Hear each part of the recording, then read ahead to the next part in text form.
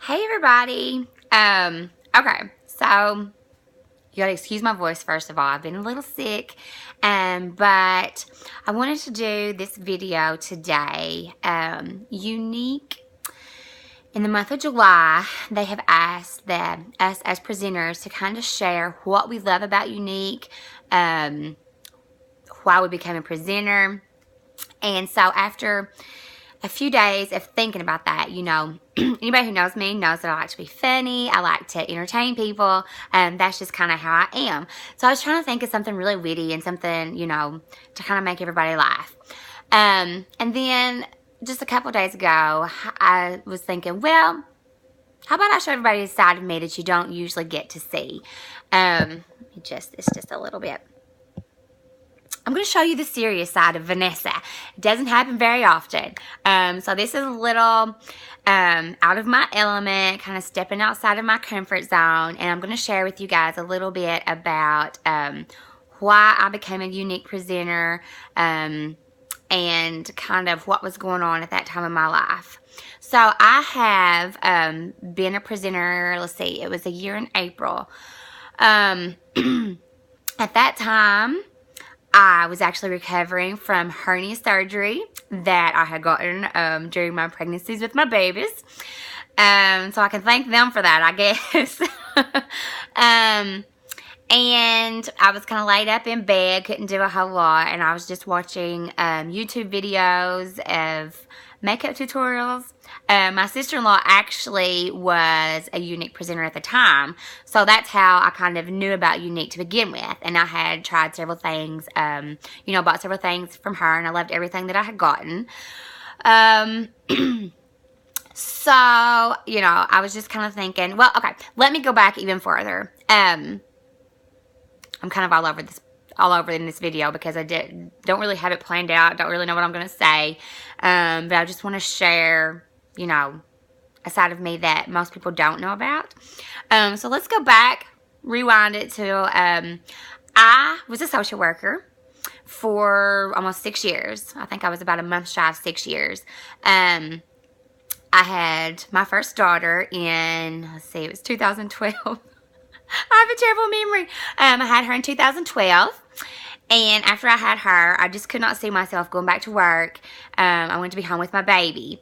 So I went back to work for about a month. And then I gave my 2 weeks of notice to my boss. And, it was a really hard decision for me because I had been so independent and I was so used to being out and going. Like I said, I was a social worker, so it was a very serious job. I took it very serious, had crazy times doing that job. But it was, at that time I just felt like it was more important for me to be home with my baby rather than be dealing with all the stresses, lots and lots of stress. That's just not what I wanted to be doing at the time. So I came home, took care of my baby, and so I guess it was a couple years later, got pregnant with my second one, little Kerrigan.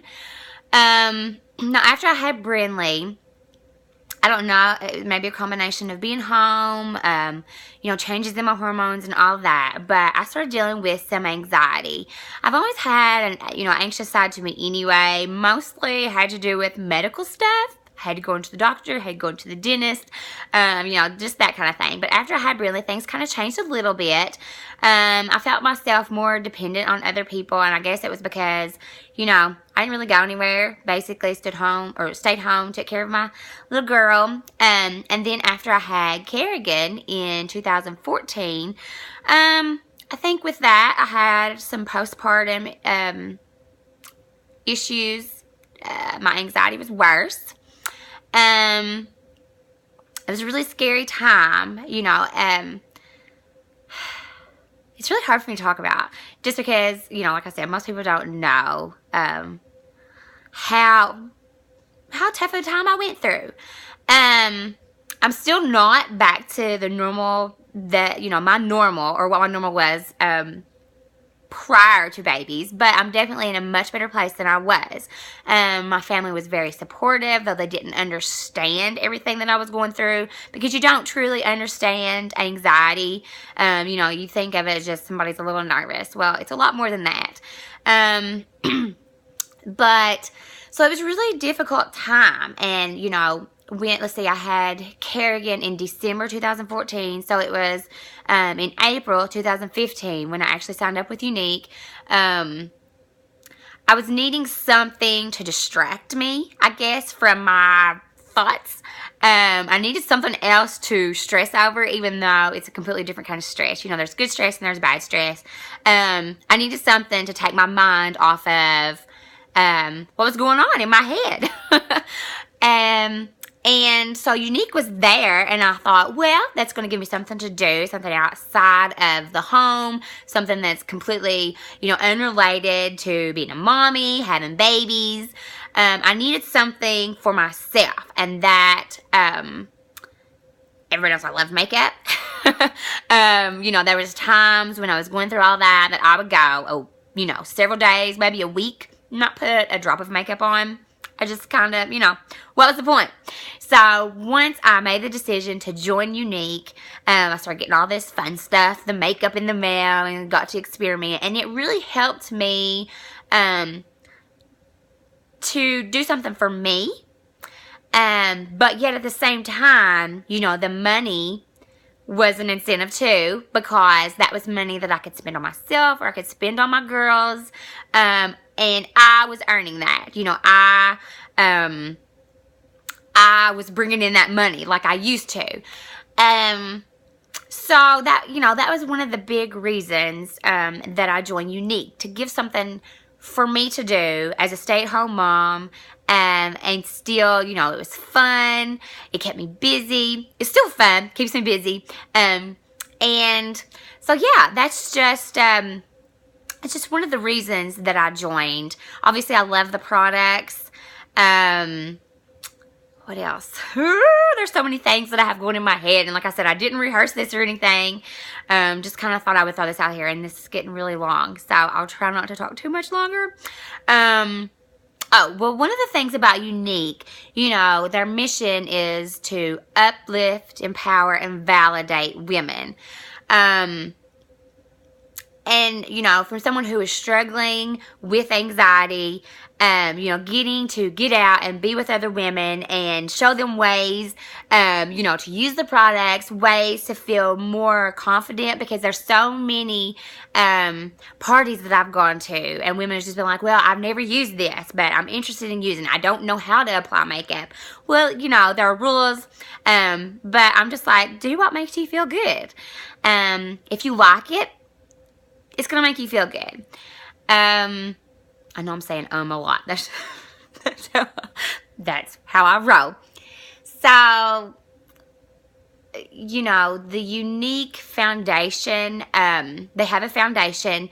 Part of our, you can choose to donate with every purchase that you make. You can donate a certain amount of your purchase to go toward this foundation. And what this foundation is for, I think they do like a retreat kind of thing for women who were sexually abused as children or as adolescents, and just give them a way to kind of get together and, you know, talk and cope. And so I think it's really good that as women, we're there to support each other. And that kind of goes back, you know, obviously I can't relate to that end, but it goes back to the anxiety that, you know, I went through, and the anxiety that I still go through.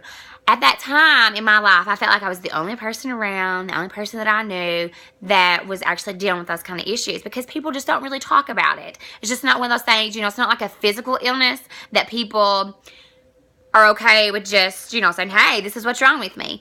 And I feel like, you know, I was kind of the kind of person that kind of boxed things up, just didn't want, you know, I was embarrassed.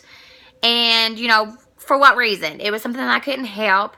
And, you know, I feel like if nothing else, maybe I can be there for somebody else. You know, I'm not a therapist or anything like that, but maybe through, you know, meeting other people through Younique and sharing this video, you know, maybe I can be there, if nothing else, to know you're not alone.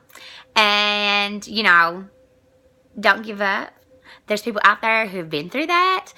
And, you know, I can always listen, because I think there's so many things in life that unless you've actually been there and experienced something similar, you don't know what somebody else goes through. You know, somebody can put on a really good smile, but you don't know what goes on behind closed doors.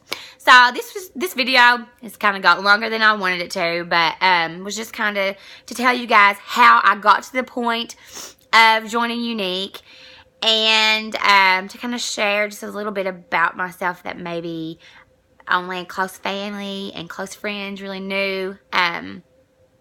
So yeah, I don't know exactly where I was going with this video, but there it is. And that's just a little about me and a little about my why. And yeah, so if anybody has any questions, please feel free to message me at any point in time. And yeah, so thanks for listening. I hope I didn't bore you too much, but it is what it is, right? Okay, well, you guys have a great day, and thanks for watching.